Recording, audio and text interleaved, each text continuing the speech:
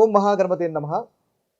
2026 జనవరి మాసంలో ద్వాదశ రాశుల వారికి ఏ విధంగా ఉంటుందో చూద్దాము. ముందుగా 2026 నూతన ఆంగ్ల సంవత్సర శుభాకాంక్షలు.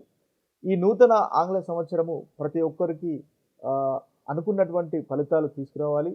అదేవిధంగా అనుకున్నటువంటి కోరికలు నెరవేరాలని కోరుకుంటూ, అదేవిధంగా ఎవరైతే ఈ నూతన సంవత్సరంలో కొన్ని రిజల్యూషన్స్ తీసుకుంటారో ఆ రిజల్యూషన్స్ కూడా మీరు తప్పకుండా పాటించి తద్వారా చక్కటి ఫలితాలు పొందాలని ఆశిస్తూ, మనము ఈ జనవరి మాసంలో ఉన్నటువంటి రాశి ఫలితాలు ద్వాదశ రాశుల వారికి ఏ విధంగా ఉంటాయో చూద్దాము.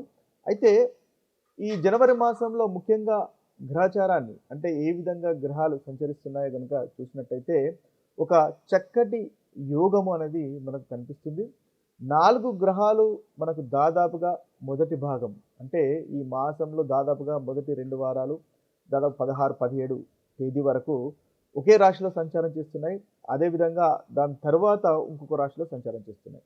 అంటే ముఖ్యంగా మనం చూసుకున్నట్టయితే మనకి బుధుడు, శుక్రుడు, అదేవిధంగా రవి, కుజుడు, ఈ 4 గ్రహాలు ముందుగా ధనస్సు రాశిలో సంచారం చేస్తున్నాయి. ఆ తర్వాత అంటే రెండవ భాగంలో జనవరి మాసంలో మకర రాశిలోకి సంచారం చేస్తున్నాయి. ఇది మనకు ఉన్నటువంటి చక్కటి గ్రహస్థితి. ఇక మిగతా గ్రహాలు కనుక చూసుకున్నట్టయితే మనకు శని మనకు మీన రాశిలో సంచారం చేస్తున్నాడు. అదేవిధంగా గురువు మనకి మిథున రాశిలో సంచారం చేస్తున్నాడు, వక్రీకరించి ఉన్నాడు. కేతువు మనకు సింహరాశిలోను, అదేవిధంగా మనకు రాహు వచ్చేసి కుంభరాశిలో సంచారం చేస్తున్నాడు. ఇవి స్థూలంగా మనకు ఈ మాసంలో ఉన్నటువంటి గ్రహస్థితి. వీటిని ఆధారంగా చేసుకొని మనము ఈ రాశుల వారికి 12 రాశుల వారికి ఎలాంటి ఫలితాలు కలుగుతున్నాయో చూద్దాం. మిథున రాశి వారికి ఉన్నటువంటి రాశి ఫలితాలు చూసినట్టయితే ఈ రాశి వారికి శుక్రుడు రెండవ భాగంలో చాలా చక్కగా ఉన్నాడు. అదేవిధంగా కుజుడు బుధుని వల్ల కూడా రెండవ భాగంలో చాలా అనుకూలమైనటువంటి ఫలితాలు మనకు కనిపిస్తున్నాయి. అంతేకాకుండా వీరికి కేతువు 3వ స్థానంలో ఉన్నాడు. మిథున రాశి వారికి కేతువు కూడా చాలా చక్కగా ఉన్నాడు. ఈ గ్రహాలన్నీ ఈ మాసంలో వీరికి అనుకూలమైనటువంటి ఫలితాలు కలుగజేస్తున్నాయి. అయితే ముందుగా అనుకూలమైనటువంటి ఫలితాలు కనుక చూసుకున్నట్టయితే వీరికి రెండవ భాగంలో శుక్రుడు అనుకూలంగా ఉన్నాడు. కాబట్టి ఈ మాసం మొత్తము మనకు ఈ మిథున రాశి వారికి చూసుకున్నట్టయితే మొదటి భాగం కంటే రెండవ భాగము చాలా అనుకూలంగా ఉంటుందని చెప్పవచ్చు. అంటే 15, 16 తర్వాత నుంచి మనకు రెండవ భాగము ఈ రాశి వారికి చాలా చక్కటి ఫలితాలు ఉంటాయి. ముఖ్యంగా కంఫర్టబుల్గా ఉంటుంది.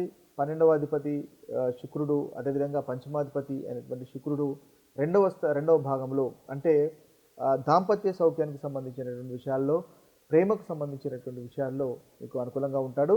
అదేవిధంగా మీరు వివాహ ప్రయత్నాలు కనుక చేస్తున్నట్టయితే ఆ వివాహ ప్రయత్నాలు రెండవ భాగంలో కాస్త అనుకూలత అనేది కనిపిస్తుంది.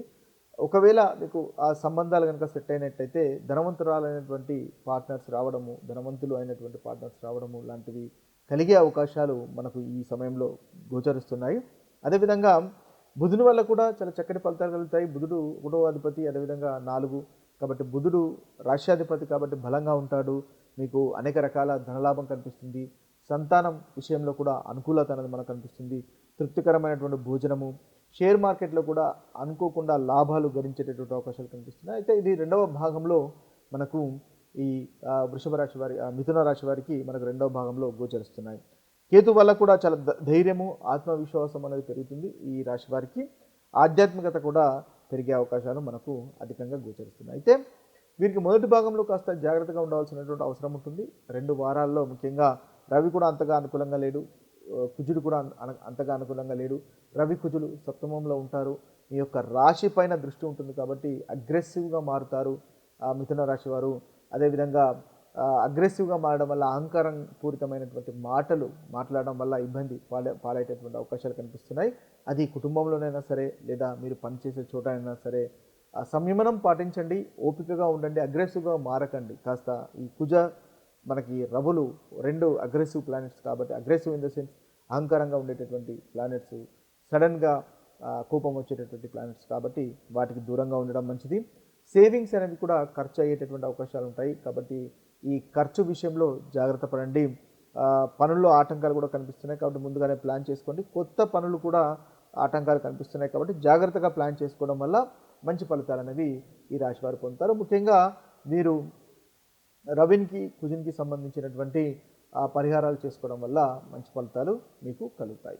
ఈ ద్వాదశ రాశుల వారు ముఖ్యంగా మనకు కలుగుతున్నటువంటి ప్రతికూలమైనటువంటి ఫలితాలు అంటే చెడు ఫలితాలు తొలగిపోయి అనుకూలమైనటువంటి ఫలితాలు కలగడానికి అంటే మంచి ఫలితాలు కలగడానికి ముఖ్యంగా మనం తీసుకోవాల్సినటువంటి జాగ్రత్తలు లేదా పరిహారాలు గనక ఒకసారి మనం గమనించినట్టయితే ఈ 12 రాశులలో ముఖ్యంగా మేషరాశి, మిథున రాశి, తులారాశి, ధనస్సు రాశి, అదేవిధంగా మకర రాశి.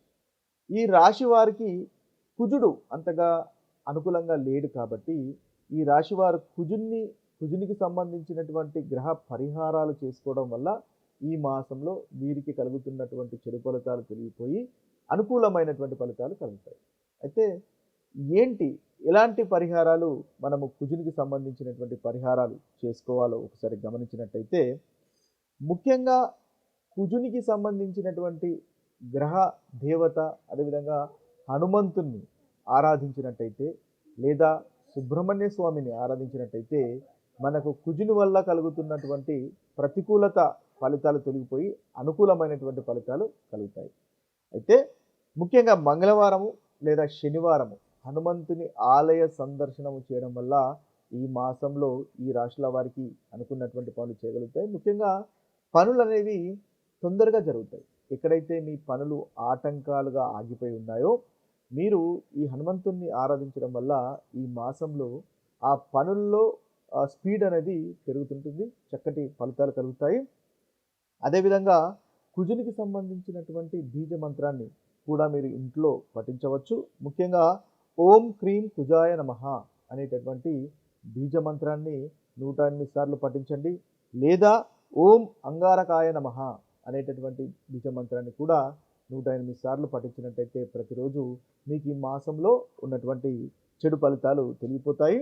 ముఖ్యంగా మనం చూసుకున్నట్టయితే పరిహారాలు అనేక రకాలుగా ఉంటాయి. అంటే మనకు మంచి జరగాలి కాబట్టి మనము వివిధ రకాలైనటువంటి పరిహారాలు చేసుకుంటూ ఉంటాము. అయితే మంచి జరగాలి అంటే అనేక రకాల విధాలుగా మనము ఈ పరిహారాలను ఆచరించవచ్చు. ముఖ్యంగా మనము భక్తి ద్వారా చేయవచ్చు, అదేవిధంగా కర్మ ద్వారా పరిహారం చేయవచ్చు, అదేవిధంగా బిహేవియర్ మీ ఆచరణ ద్వారా కూడా పరిహారాలు చేయవచ్చు.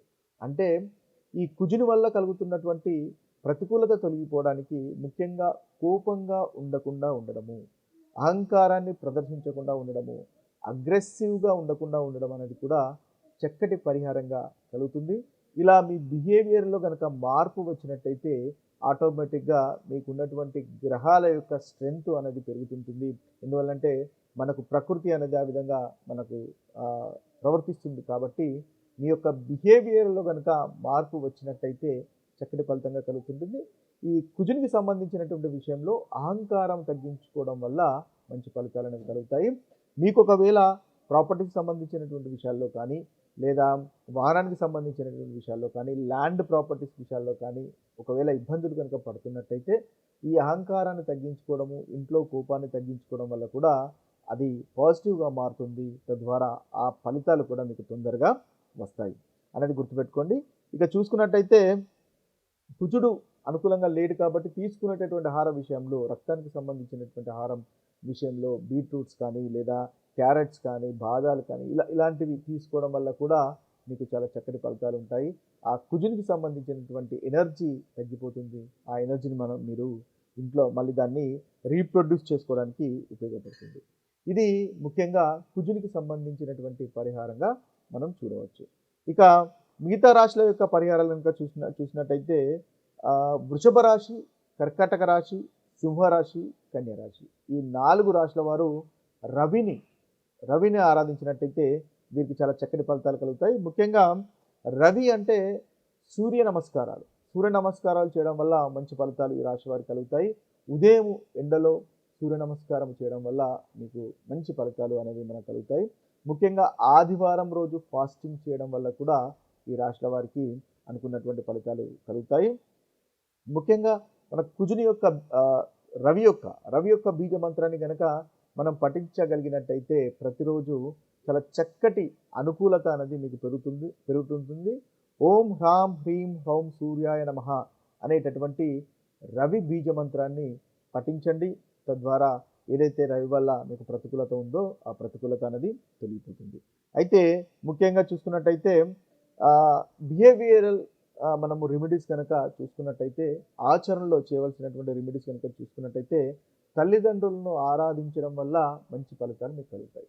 ముఖ్యంగా తండ్రి గారిని సేవించడం వల్ల, గౌరవించడం వల్ల, పెద్దలను ఎల్డర్స్‌ని మంచి స్టేటస్‌లో ఉన్నవారిని, మంచివారిని గౌరవించడం వల్ల రవి మీ జాతకంలో బలంగా మారతాడు. తద్వారా మీకు సమాజంలో కీర్తి ప్రతిష్టలు కలుగుతాయి. అదేవిధంగా ఆరోగ్యం బాగుంటుంది. ఎందువల్లంటే రవి మనకు ఆరోగ్యానికి కారకుడు. ముఖ్యంగా ఆరోగ్యం కూడా చాలా చక్కగా ఉంటుంది. అందువల్ల ఈ యొక్క ఫలితాలు మీరు చేసుకోవడం వల్ల మంచి ఫలితాలు కలుగుతాయి. ఇక చూసుకున్నట్టయితే మనము మిగతా రాశులు, మనం ఏదైతే మిగతా రాశులు ఉన్నాయో వృశ్చిక రాశి, కుంభరాశి, మీనరాశి, వీరికి ముఖ్యంగా బుధుడిని ఆరాధించడం వల్ల చాలా చక్కటి ఫలితాలు కలుగుతాయి. అంటే ప్రతి బుధవారము విష్ణు సహస్రనామాన్ని పఠించడం వల్ల, వినడం వల్ల మీకు ఈ రాశుల వారికి ఈ మాసంలో చెప్పుకోదగినటువంటి పరిహారంగా మనం చూడవచ్చు. ఇవి స్థూలంగా ఈ రాశుల వారికి ఈ మాసంలో తీసుకోవాల్సినటువంటి పరిహారాలు. మరొక వీడియోలో మరొక రాశి ఫలితాలతో కలుద్దాము. అంతవరకు సెలవు. సర్వే జన సుఖినో భవంతు. సర్వే సుజన సుఖినో భవంతు. నమస్తే.